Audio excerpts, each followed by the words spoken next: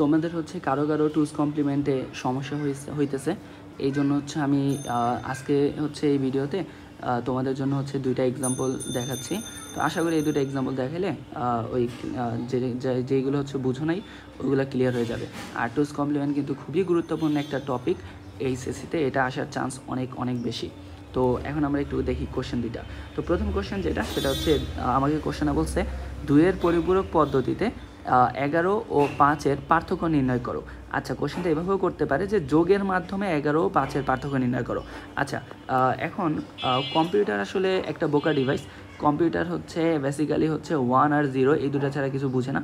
আর computer হচ্ছে বিয়োগও করতে পারে না। কম্পিউটার হচ্ছে সবসময় যোগ করে, যোগের মাধ্যমেই ও বিয়োগটা করে ফেলে। তো কীভাবে আমি যদি একটু বুঝাই, দেখো 11 থেকে মানে 11 আর 5-এর পার্থক্য যদি কম্পিউটার বের করতে চায় তাহলে কী করা উচিত? 11 আর 5 বিয়োগ করা উচিত, কিন্তু কম্পিউটার তো বিয়োগ করতে পারে না। তাই কম্পিউটার যেটা করে 11 এর সাথে -5 যোগ করে। এখন দেখো 11-এর সাথে 11 থেকে 5 বিয়োগ করলে যা অ্যান্সার আসবে মানে 6, 11-এর সাথে -5 যোগ করলে কিন্তু সেম কথাই, মানে সেম অ্যান্সার আসবে 6। তো কম্পিউটার যেটা করে 11-এর বাইনারি সংখ্যাটা বের করে, -5-এর বাইনারি সংখ্যাটা বের করে, দেন দুইটা হচ্ছে যোগ করে যে বাইনারি সংখ্যাটা পায় সেটাকে আবার ডেসিমেলে কনভার্ট করে আমাদেরকে অ্যান্সারটা শো করে। তো এখন 11-এর বাইনারি সংখ্যা তো ইজিলি বের করা যায়, এটা আমরা জানি। আর -5 যেটা, এখন -5-এর বাইনারি বের করতেই বেসিক্যালি টুস কমপ্লিমেন্ট বা 2-এর পরিপূরক জিনিসটা করা লাগে। 2-এর পরিপূরক করলে মানে টুস কমপ্লিমেন্ট যদি আমরা করি, টুস কমপ্লিমেন্ট যে কোনো সংখ্যাকে নেগেটিভ করে ফেলে। তার মানে তুমি হচ্ছে যদি +5 এর টুস কমপ্লিমেন্ট করো তাহলে -5 পাবা, আবার -5-এর টুস কমপ্লিমেন্ট করলে +5 পাবা। কারণ টুস কমপ্লিমেন্ট হচ্ছে সামনে জাস্ট একটা মাইনাস অ্যাড করে দেয়, মানে -5-এর সামনে মাইনাস অ্যাড করলে মাইনাসে মাইনাসে +5 হয়ে গেল। তো টুস কমপ্লিমেন্ট বেসিক্যালি যে কোনো সংখ্যাকে মাইনাস বানায় ফেলায়, মানে তুমি প্লাস একটা সংখ্যার টুস কমপ্লিমেন্ট করলে সংখ্যার ভ্যালুটা সেমই থাকবে কিন্তু মাইনাস হয়ে যাবে। সাপোজ 10-এর টুস কমপ্লিমেন্ট করলে -10 হয়ে যাবে, আবার 5-এর টুস কমপ্লিমেন্ট করলে -5 হয়ে যাবে। তো সিমিলারলি -3-এর টুস কমপ্লিমেন্ট করলে -3 মানে মাইনাসে মাইনাসে +3 হয়ে যাবে। ওকে, তো আমরা দেখি, তো আমরা দুইটাকে বাইনারিতে কনভার্ট করব। তো আমরা বাইনারিতে কনভার্টের জন্য ক্লাসে কিন্তু একটা শর্টকাট দেখছিলাম, শর্টকাটটা ছিল এরকম 8421।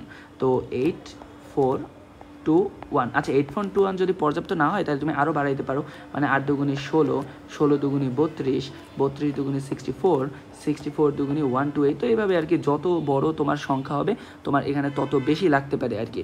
তো যাই হোক, আমরা 11-এর জন্য করতেছি। তো তোমার যেটা দেখা লাগবে যে কোন সংখ্যাগুলো যোগ করলে 11 পাওয়া যায়। তো আমি দেখতেছি 8, 2 আর 1, এই তিনটা সংখ্যা যোগ করলে কিন্তু 11 পাওয়া যায়। তাহলে 11-এর বাইনারি সংখ্যাটা হবে 1 0 1 1। তো এটা হচ্ছে 11-এর বাইনারি সংখ্যা। এখন কম্পিউটারের ক্ষেত্রে আরেকটা জিনিস, যেটা কম্পিউটারের এই যে কোনো একটা সংখ্যা কোথায় রাখে? রেজিস্টারে রাখে। এই যে যোগ বিয়োগ করবে যে, ওইটা হচ্ছে রেজিস্টারের সংখ্যার সাথে আরেকটা রেজিস্টারের সংখ্যা যোগ বিয়োগ করে। এখন কম্পিউটারের রেজিস্টারগুলো হচ্ছে 8 বিটার। তো কম্পিউটার যে মেমোরিতে যে রেজিস্টারগুলো থাকে সেগুলো হচ্ছে 8 বিটার। তার মানে কম্পিউটার হচ্ছে 8 বিট করে সংরক্ষণ করে রাখে। তো 8 বিট করে সংরক্ষণ করা বলতে হচ্ছে যদি 8 বিটের কম হয় তাহলে ও 8 বিট সংরক্ষণ করবে, আর 8 বিটের যদি বেশি হয় তাহলে 8-এর ডাবল, মানে 8-এর দুগুণি 16 বিট, অথবা 3-এর 24 বিট, অথবা 4-এর 32 বিট, মানে 8-এর মাল্টিপল হিসাবে ও হচ্ছে সবসময় জমা রাখে। তো আমরা হচ্ছে এখন 11-এর বাইনারি সংখ্যা এরকম যদি 8 বিটের নেই তাহলে সংখ্যাটা কত হবে সামনে? তাহলে কি দেখো, এটা কিন্তু 11 হচ্ছে অলরেডি 4 বিটের একটা সংখ্যা, তাহলে আমাদের সামনে এক্সট্রা 4টা 0 অ্যাড করা লাগবে। আমরা জানি সামনে যতগুলোই 0 অ্যাড করি না কেন ওইটার কোনো ভ্যালু নেই আলাদা করে, তার মানে 11 সেমই থাকতেছে 1011। তো এটা হচ্ছে 11 ইকুইভ্যালেন্ট বাইনারি, যেটা হচ্ছে কম্পিউটার শো করবে। তো সিমিলারলি আমাদের হচ্ছে -5 বের করা লাগবে। তো -5 বের করতে, -5-এর বাইনারি বের করতে আগে আমাদের +5-এর বাইনারি বের করা লাগবে। তো আবার দেখো +5-এর ক্ষেত্রে এই 4 আর 1 যোগ করলে কিন্তু 4 আর 1 যোগ করলে কিন্তু 5 আসে, তাহলে 5-এর বাইনারি হবে 101। তো এটা হবে 5-এর বাইনারি। এখন আমরা হচ্ছে ওই যে আবার বললাম যে কম্পিউটার তো 5 এরকম হচ্ছে কম্পিউটার 8টা বিট হচ্ছে সংরক্ষণ করে রাখবে, কারণ রেজিস্টারগুলো হচ্ছে 8 বিটের। তাহলে কম্পিউটার +5কে শো করবে কী হিসাবে? কম্পিউটার +5কে শো করবে সামনে কতগুলো 0 হিসাবে। তো এখানে এটা 3 বিট, তার মানে সামনে ও 5টা 0 নেবে, 1 2 3 4, 1 5টা 0, তারপর 1 0 1। তো দেখো এখন কম্পিউটার কিন্তু ওই যেটা 1 0 1 0 1 0 1 ছিল ওইটার সামনে 5টা 0 বসায় ওইটাকে হচ্ছে 8 বিট বানায় নিছে। তো এটা হচ্ছে +5। এখন এইটা 2's কমপ্লিমেন্ট করলে আমরা যেটা পাবো সেটা হচ্ছে -5। তো 2's কমপ্লিমেন্ট কেমনে করে, আগে হচ্ছে 1's কমপ্লিমেন্ট করে, সেটার সাথে 1 যোগ করে।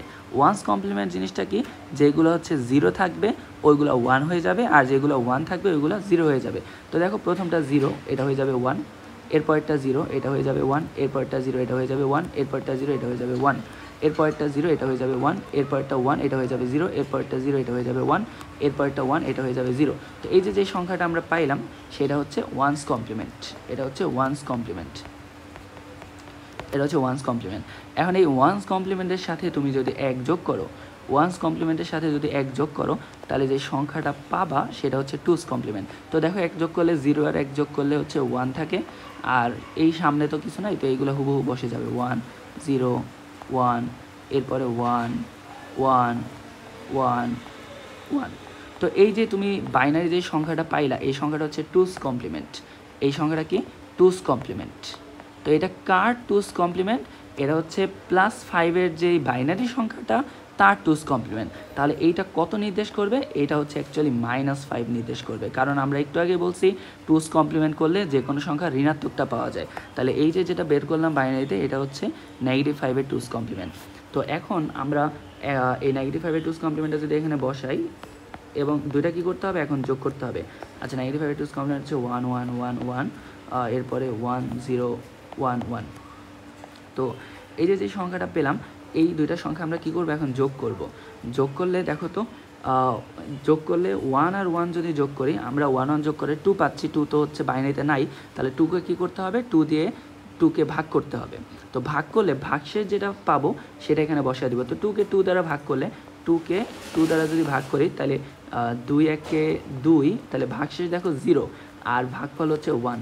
তো ভাগশেষটা এখানে বসে যাবে আর ভাগফলটা আগেরটার সাথে ক্যারি বিট হিসাবে যোগ হবে, মানে আগেরটার সাথে গিয়ে যোগ হবে। তো এখানে দেখো যোগ করলে 1 1 1 3, তাহলে সেম আবার 3কে যদি হচ্ছে আমরা 2 3 হচ্ছে আবার 2 থেকে বড় হয়ে গেছে, মানে 2 বা তার থেকে বড়।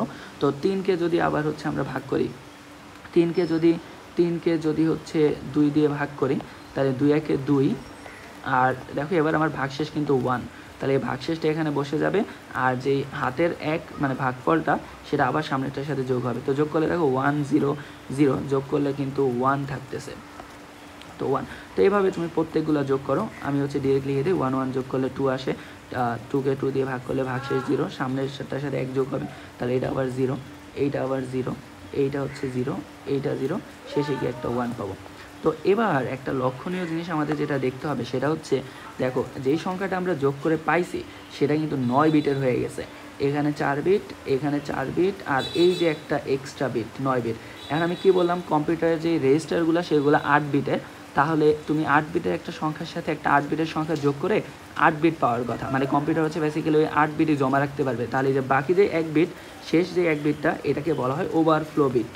এটা হচ্ছে ওইখানে আটছে না, মানে ওই 8 বিটের রেজিস্টারে আটতেছে না, তখন এটা ওভারফ্লো করে বা কম্পিউটার হচ্ছে এই জিনিসটা বাদ দিয়ে দেয়, ও এটার কথা চিন্তাই করে না। তাহলে বাকি যে 8 বিট আছে কম্পিউটার জাস্ট ওই 8 বিটকে রেজাল্ট বিট হিসাবে চিন্তা করে।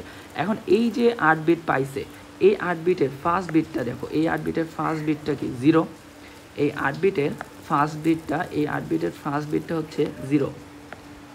আচ্ছা, এটা এই যে এই ফার্স্ট বিটটা 0 0 মিন করতেছে যে এই সংখ্যাটা একটা পজিটিভ সংখ্যা।